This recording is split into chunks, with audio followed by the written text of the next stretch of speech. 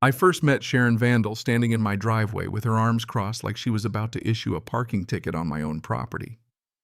"You can't have that RV parked there," she said, wrinkling her nose as if she had just smelled rotten food. "It violates our HOA aesthetic guidelines." I leaned against the fender, chewing on a toothpick. "Sharon, I'm not even in your HOA." She blinked, clearly caught off guard. "Excuse me." I pointed down the gravel road that ran behind my barn. "That little stretch your HOA uses to get to your gated kingdom. It cuts through my land. I just inherited 200 acres from my Uncle Walter, and I've got the survey and deed to prove it." Her mouth opened. No words came out. Sharon was the president of the Larksour Ridge HOA, a neighborhood filled with perfectly manicured lawns and matching mailboxes, the type of place where every lawn was mowed at the same angle and people got fined for having the wrong color mulch. The road that gave the HOA access to Larksour Ridge ran right through the south end of my property. Uncle Walter didn't mind letting them use it. But Walter wasn't alive anymore, and Sharon wasn't about to get away with bossing me around. 3 days later, I received a letter from the HOA certified mail. It claimed I had 7 days to cease and desist obstructing their access or face legal action. The letter was attached with grainy photos of my RV, a chicken coop that wasn't even mine, and highlighted portions of their bylaws. I laughed so hard I nearly choked on my coffee. I sent them a one-sentence response. "Your access road sits on my land. You have no legal easement. We can negotiate one." That's when the real trouble began. Sharon called an emergency board meeting and invited me to attend. I showed up wearing jeans and a flannel shirt still dusted with sawdust from my workshop. Sharon was decked out in a pantsuit like she was hosting a Senate hearing. "This is a serious matter," she said, tapping her acrylic nails on a stack of printed bylaws. "The HOA has used that road for over 20 years. That gives us prescriptive easement rights." "Not if Walter gave you permission," I replied, flipping open a manila folder, which he did in writing. "Found it in his files dated signed and notarized." Gasps from the board. Sharon's face went red. "Then we'll fight this in court," she snapped. "Sure," I said. "But while you're in court, I'll be putting up a gate. Until it's settled, no one's getting to Larksour Ridge without a long hike through the woods." Pandemonium. Someone knocked over a pitcher of water. Another board member whispered about calling a lawyer. I stood and stretched. "Or you could pay me a fair monthly fee for easement rights. $2,000 a month. That gets you guaranteed access 24/7. Otherwise, consider the road closed by Friday." Sharon's jaw tightened. I walked out. By Thursday, they paid the first month. By the time the second payment was due, Sharon sent a different board member. A man in his 60s with a polite handshake and a folder tucked under his arm. "Name's Alan," he said. "Vice president of the board. Thought we could talk through some alternatives." I led him up to the porch and poured 2 glasses of sweet tea. He took a sip, glancing at the mason jar suspiciously. "We've been looking at the budget," he said, "and $2,000 a month is, well, it's not sustainable long term. The residents are starting to ask questions. Some of them are wondering why we don't just build a new road." I raised an eyebrow.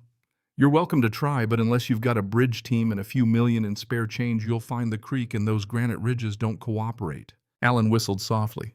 "Didn't realize it was that bad." "It's worse," I replied. "The only other way out runs through wetland. Corps of Engineers would laugh you out of the building." He took another sip, slower this time. "Sharon's not going to like this," he said. "She doesn't have to," I said, "but she might want to stop pushing her luck." I didn't mention what I had found in the county records the day before. Figured I'd wait for the right moment. The next week, I noticed something strange. Bright orange survey flags were planted along the edge of the access road like breadcrumbs. I followed them into the woods. They veered off the gravel and into a thicket near the creek, then deeper into my property. The next morning, a pair of workers in hard hats showed up with clipboards and a ground scanner. "Can I help you?" I asked. One of them looked up. "We've been contracted by Larksour Ridge HOA to assess the feasibility of an alternate route." "On whose land?" He checked his clipboard. "This parcel." I held out my hand. "Permit?" He hesitated. "We were told by the board that this land was under HOA jurisdiction." "Wrong answer," I said, pulling out my phone. "You've got 10 seconds to leave before I call the sheriff." They packed up and left in a hurry. That afternoon, I drove to the county recorder's office and requested all recent filings from Larksour Ridge HOA. Hidden among a fence variance and landscaping complaint was a suspicious document, a forged easement agreement backdated 3 years with my uncle's name on it.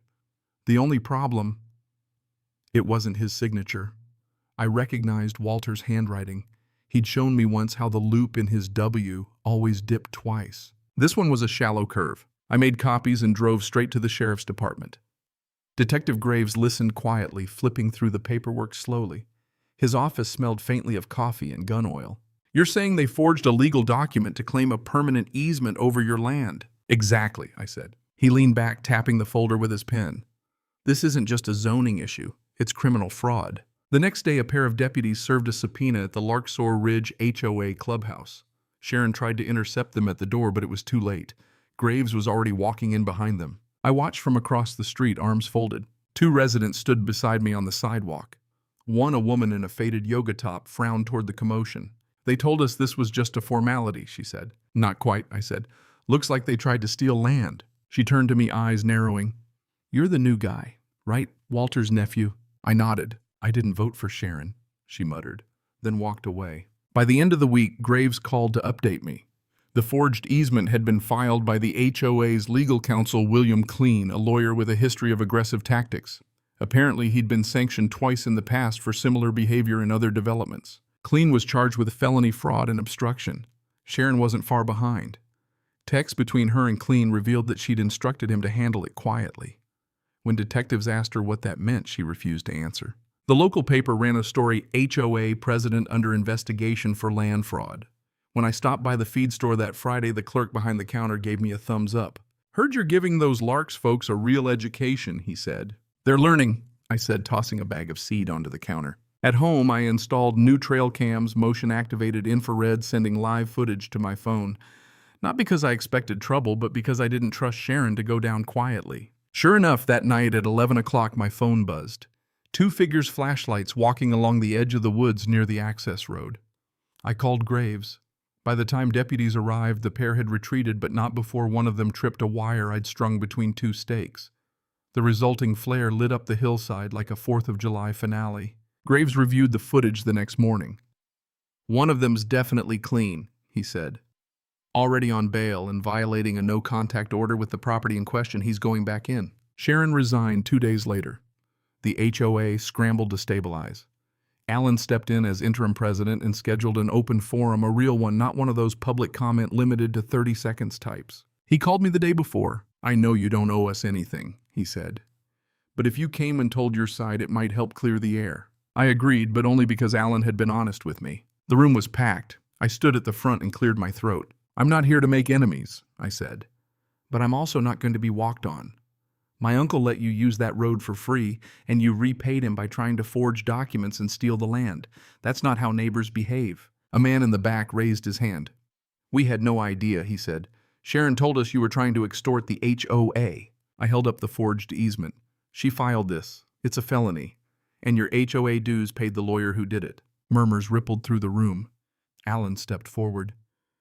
"We're opening an audit of every expense from the last 5 years, and we'll be holding new board elections next month." After the meeting, a few residents shook my hand. One offered to drop off a pie. Another asked if I'd consider helping draft a new charter. I told them I'd think about it. On the way home, I passed the orange survey flags still sticking out of the brush.